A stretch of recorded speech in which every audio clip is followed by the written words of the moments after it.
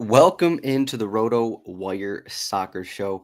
It is Tuesday, May 20th. I'm talking earlier in the week. This is going to be kind of a DFS primer for Championship Sunday, for Sunday, May 25th finale.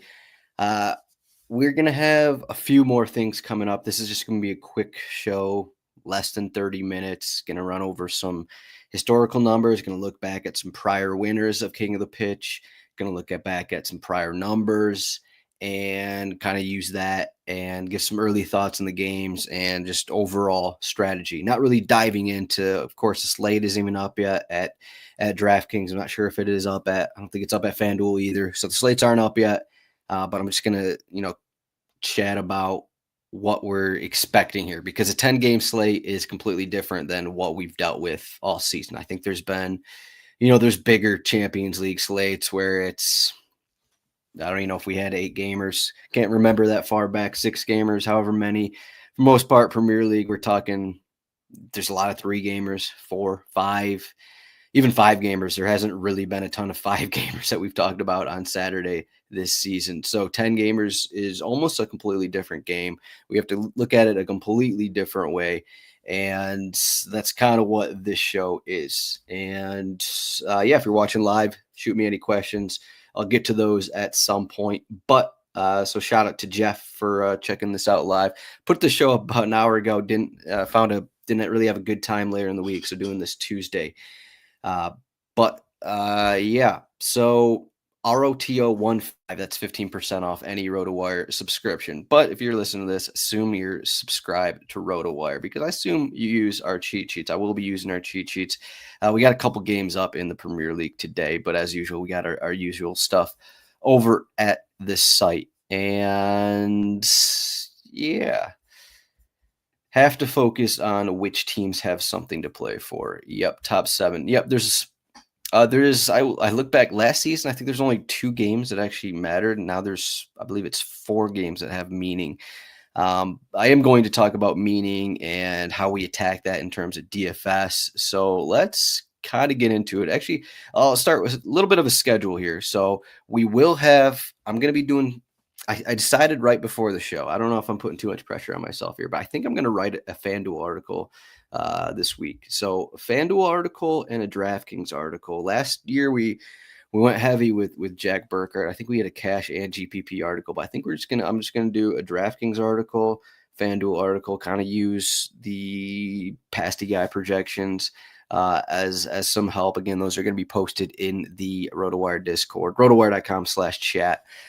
We'll have those 2 articles. We're going to have 2 p.m. Eastern is going to be the DraftKings DFS show with me, Ryan Belangi, and Mo El-Hendy. So that will be on Friday. We'll also have a betting show, me and Chris Owen. That is 20 bets. We're going to bet on every game on Friday. That is 12 p.m. Eastern. That is noon Eastern on Friday. That's kind of what we're looking at. I think that's going to be the majority of content. Of course, we'll have betting articles and such from BJ Cunningham up on the site as well. So that's kind of what we're looking at for the season. I have the FPL cheat sheet up. We don't have the actual Sunday cheat sheets up. We just have FPL because FanDuel and DraftKings have not released things. It's kind of funny. This is the biggest slate of the season. This is King of the Pitch. You'd think that we'd get a full week here to prep, full week for lineups. So you know how NFL works. Prices, lineups are posted, contests are posted on Mondays every week in NFL. Now we get King of the Pitch. They have to wait for Tuesday's games to finish before posting prices, even though it doesn't matter at all. But here we are. So let's jump into a few things here. So I'll jump into some prior winners first. And I did this last season. So maybe I'll say some stupid things here and there, but last season on this show, I said I pointed out Crystal Palace could score 4 or 5 goals because Aston Villa was busy celebrating during the week. They on I think it was Monday against Liverpool, they secured a Champions League spot with the draw against Liverpool. And I just went in that and I was like, okay, they're celebrating. Crystal Palace could put 4 or 5 in. And then our show Friday, I think Jordan Cooper was talking about stacking Crystal Palace. I don't think he ended up doing it. And then, the 5-0 result happened. But I think the bigger thing in that, as I get going here in terms of lineups, one thing we want to look at is, do lineups look different than normal? That Aston Villa lineup, in addition to celebrating, they had like Callum Chambers playing in a midfield role. Hadn't really played all season. They played in, I think it was kind of a 4-4-2. John Duran. This was pre-John Duran explosion at the beginning of the season. This was the final game last year. Duran barely played. I don't know what his numbers looked like last season with Aston Villa, but he started in like a weird formation, a different lineup for Aston Villa. So post-operation, different lineup. That's going to be one thing as we get into lineups. Do some of these teams play? Are they going to have B squads like Tottenham has had the past month? Basically, are we going to see some B players, some different formations? And I think those are the places you want to attack. And yeah, I guess I'll go. I was going to look back at past lineups here, but that's one area you want to attack. So I've pulled numbers of the past 5 years, basically, of championship day, final day results. And as we're looking at the actual lineups that win something, basically the last 3 seasons, the only player on an underdog of the 3 winners, King of the Pitch winners, was Callum Wilson, played 3 years ago. And he was an underdog 3 years ago. And he was also 4.1K. So a lot of things had to go of why an underdog was actually on a winning lineup. So I think the first thing is you basically want to look at separate the top 10 favorites. I think that's a good option because you're still going to get cheap players on favorites. There's always going to be.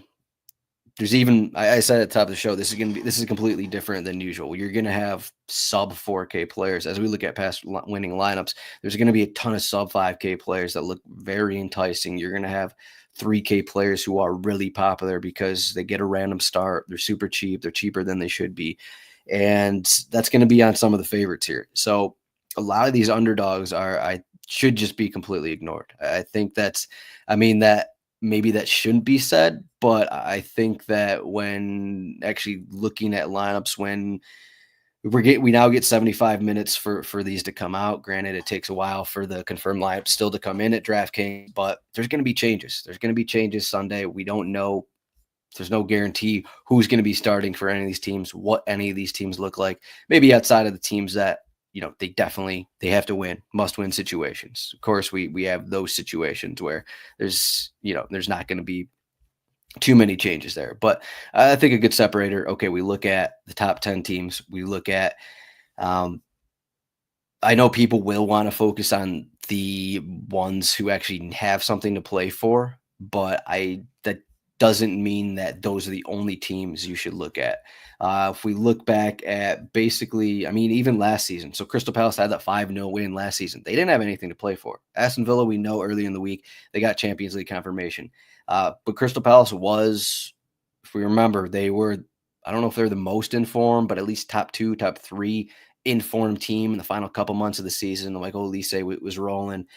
So when you just throw in all these things combined, Crystal Palace in form, they didn't rotate. Villa celebrating, they rotated, ended 5-0. But Crystal Palace had nothing to play for. We look at the teams who had something to play for last season. It wasn't too much. Tottenham playing for Europa League. They won 3-0. Chelsea, Europa League, 2-1.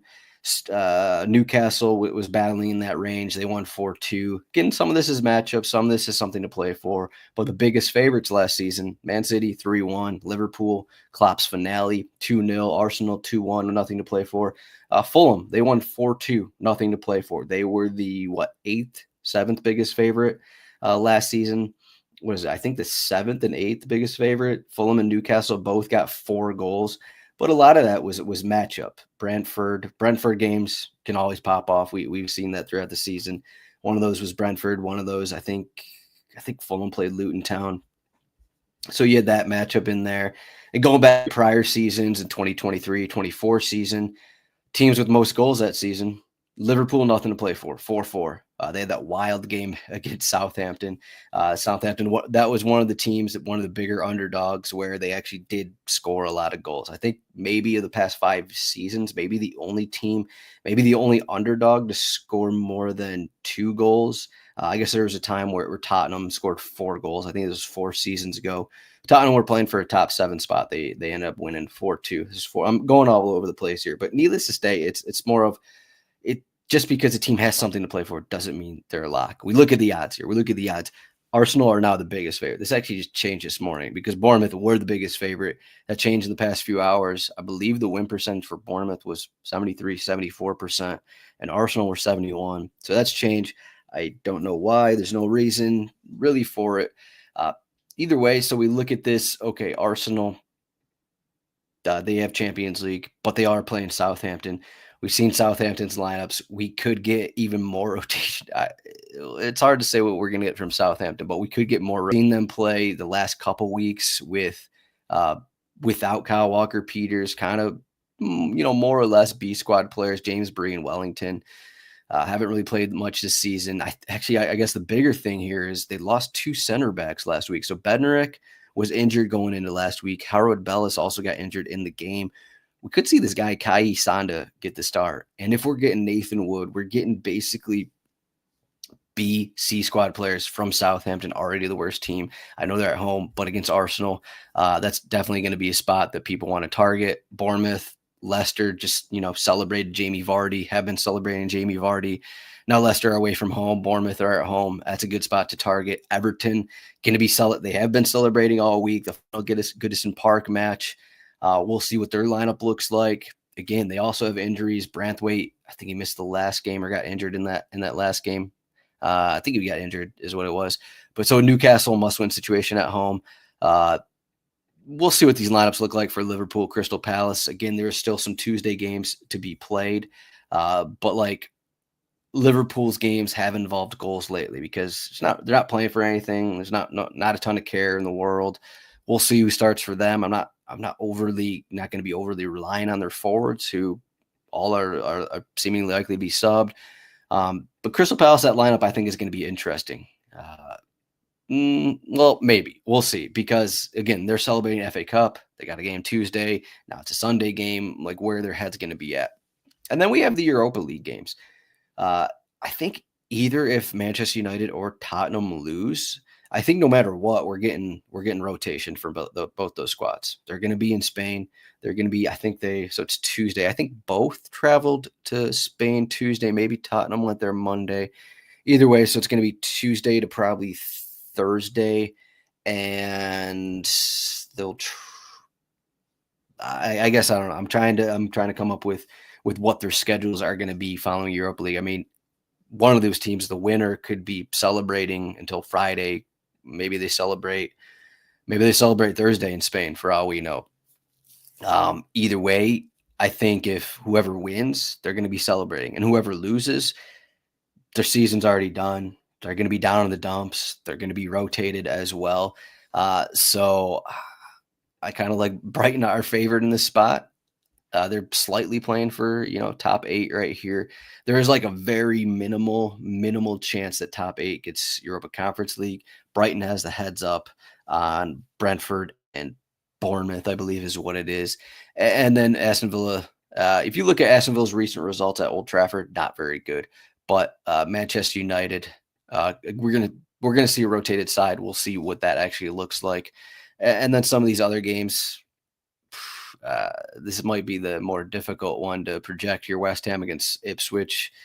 Ipswich have been pretty bad lately. West Ham is just a difficult team to play in DFS because of who they are. And I think, we have maybe the biggest game.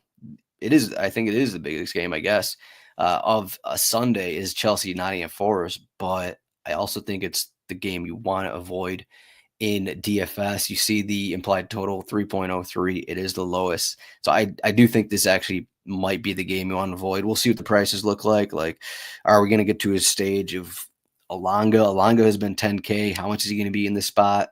If Alanga is like 6K, maybe then you can play him. If Cole Palmer is 8K. If Pedro Neto is 7K, maybe we can play these guys. But I think it's a situation where you're not going to have one team. But maybe you will. I guess maybe I shouldn't be saying this, but maybe, maybe Forest score in the first 10 minutes and Chelsea just rack up a ton of floor points because this is a must win game kind of a thing. Or even if it's level and things get wild. I still think it's both these teams haven't really been great lately. And then Wolves, Brentford. That's also a tough one, but again, Brentford games can kind of pop off a little bit. So yeah, again, check out the cheat sheet. Check out our lineups. I think we got some here. Here's the odds table. We got the anytime goal score odds. I don't believe all of them are up. Yeah, all of the odds aren't in yet because we still have 2 games, Tuesday and then Europa League final. But we got set pieces, we got stats, we got DFS trends as well.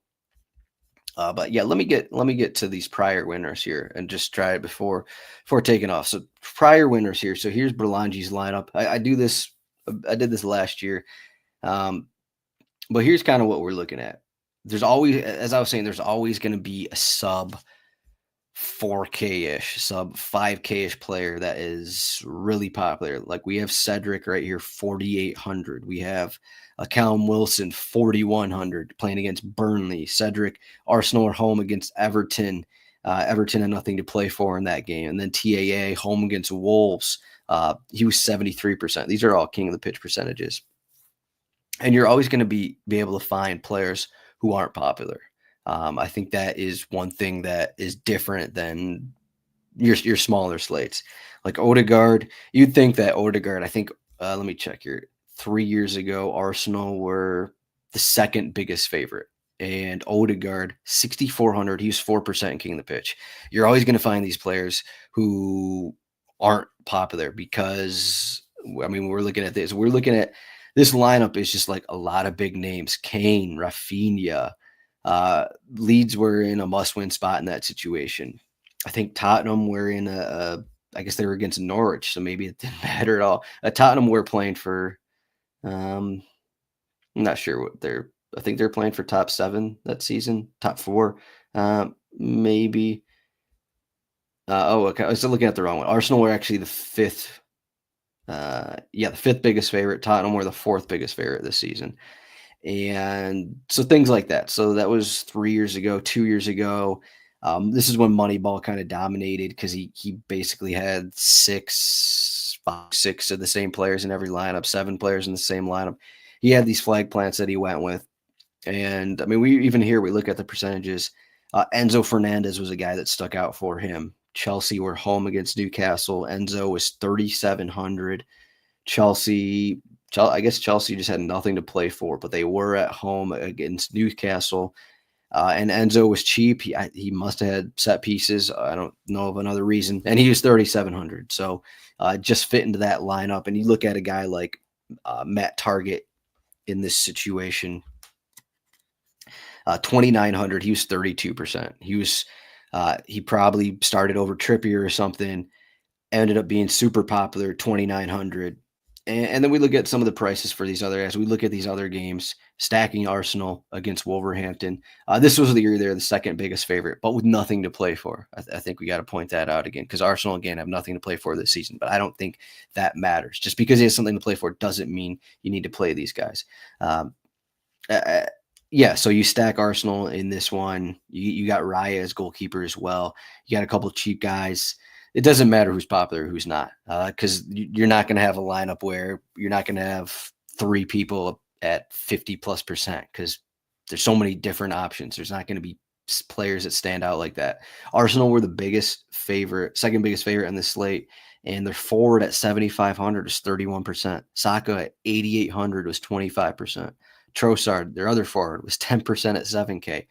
So there's spots like this as prices come out, you'll see where there's a lot of ways to go. And this is last season, similar situation here last season. So I mentioned the Crystal Palace thing, and I don't know what they actually closed as. I could probably pull that up, but I think they were the 5th biggest favorite.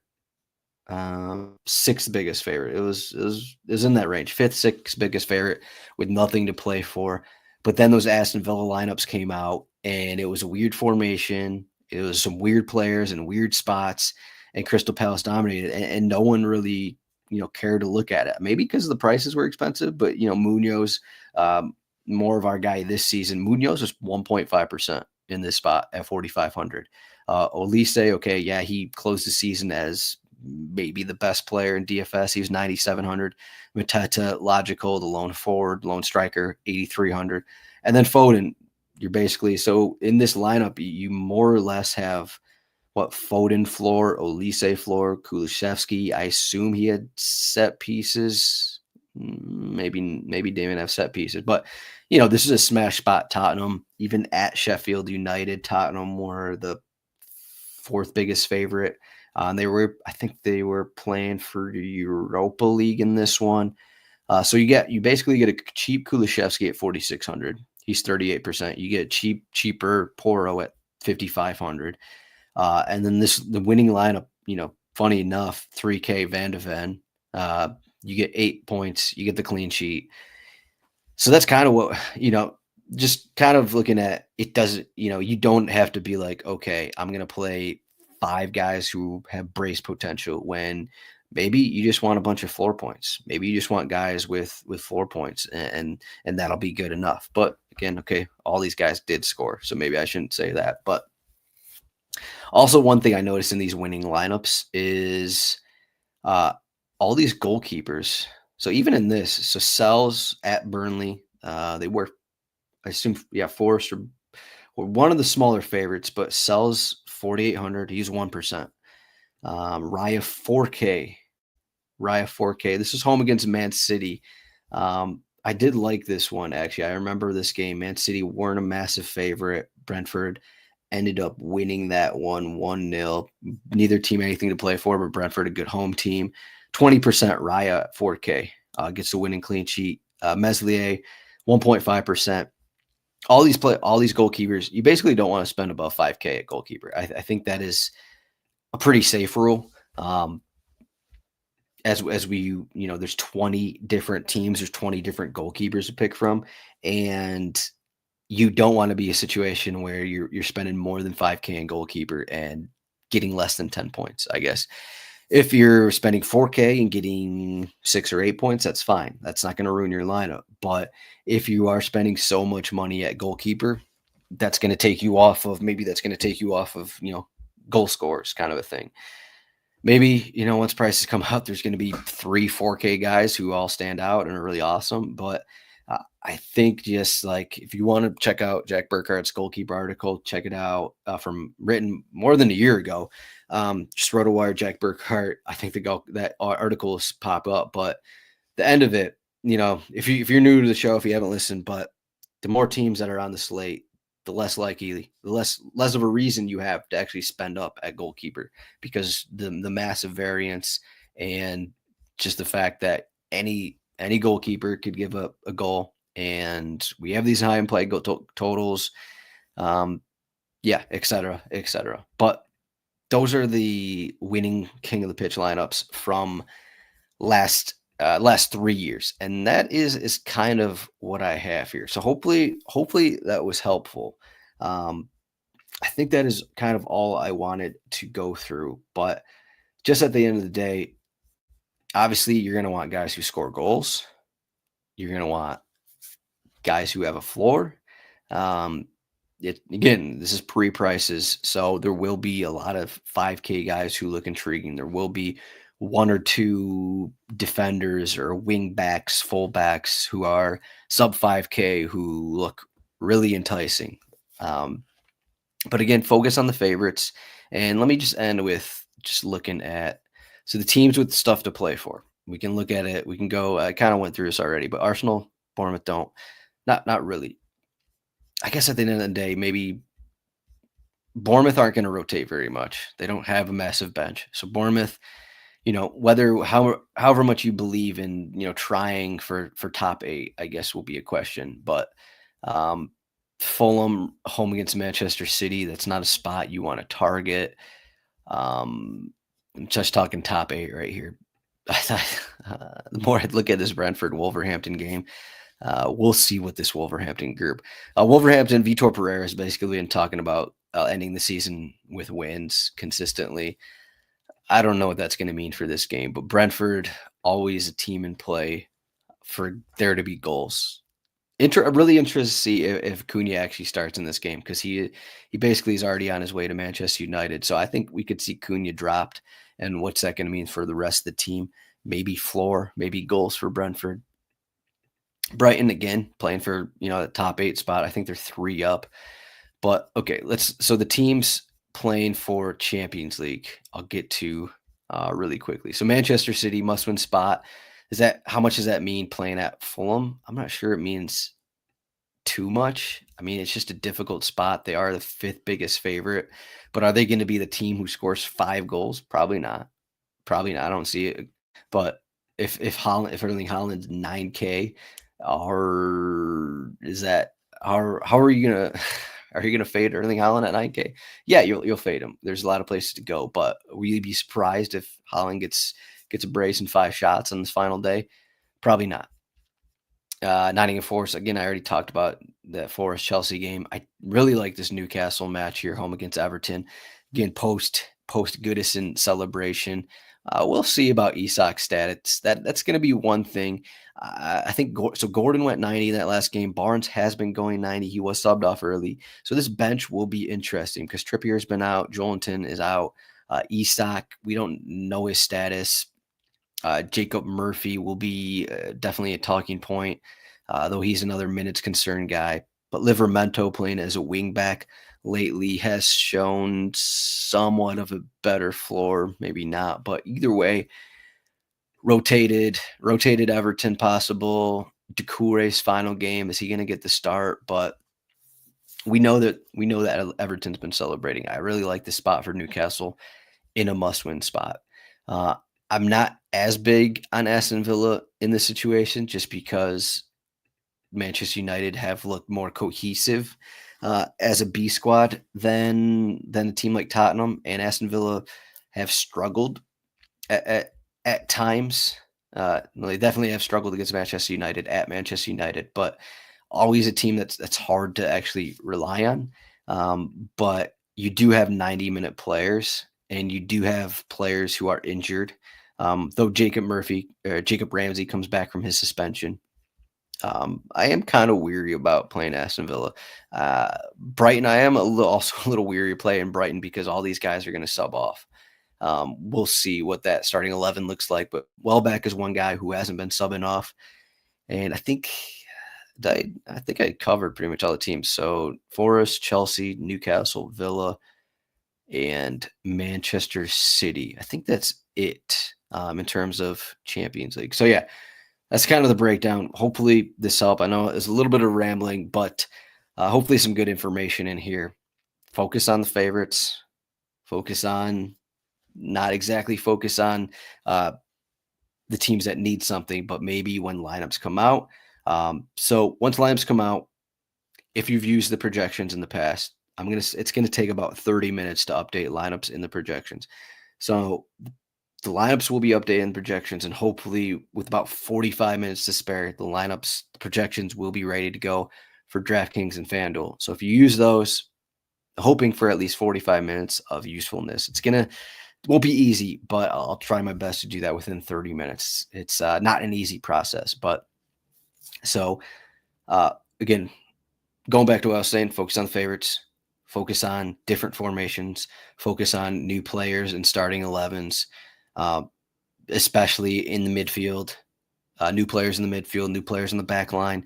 That usually leads to less cohesion, different things happening, bad communication. Usually leads to other team getting easy goals. So focus on that when lineups come out. Any questions about stuff like that? rotowire.com/chat in our Discord. We'll have answers on that. But I think that's the one main area I think that you could take away from lineups. Actually, that one, yeah. So in the projections last season, I didn't really use them at all, but I plugged them in after everything. And the most valuable player in the projections, who I don't even think I was considering, this is a year ago, but Harry Wilson ended up, he wasn't a regular starter. Harry Wilson and Fulham weren't one of the bigger favorites. Let me look really quickly. Sorry to keep going here, but Fulham were favored, but they were against Luton Town. They were like the 6th, 7th, 8th biggest favorite. And so Harry Wilson got a surprise start. I'm actually going to pull up his game log to see like what was so different with this. Yeah, so he wasn't starting against Luton Town. We know Luton Town kind of fell apart last season, already relegated, but just a guy with set pieces in a great situation, wasn't overly expensive, showed up as had the most value on a point per dollar basis in the projections last season. And I plugged this in after the slate, after everything, and I was like, oh, all right, guess I should have used these. But that's just kind of things that when you're dealing with so many players, so many new players, new lineups that you weren't expecting, projections are gonna this is a projection slate. You have so many different things pop up, and that's where the value is going to pop up. You're going to compare the prices instead of just like, okay, this guy is starting, this guy is this expensive. It's easier to take a step back and plug some projections in.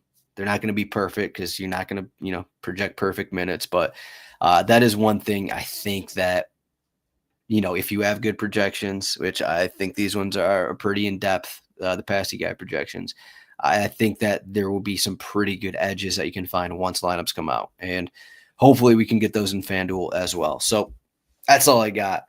At RotoWire Soccer, ROTO15, 15% off a RotoWire subscription. Again, thank you for watching and listening throughout the season. Again, we have our DFS stuff on Friday, betting stuff Friday, a little bit of everything, and I don't think there's going to be too much over the summer. It's a nice break time. This is, I think, once every 4 years. There's nothing to cover in the summer. We have the Club World Cup, but RotoWire is not covering that, thankfully. So free, just a free summer here. Any questions? We're gonna get. Things are gonna look a little different next season, is what I'll say. But that's all I got. Again, just check us out in the Discord. Follow RotoWire Soccer on Twitter and social media. But give a thumbs up to this, and we'll see everyone later in the week.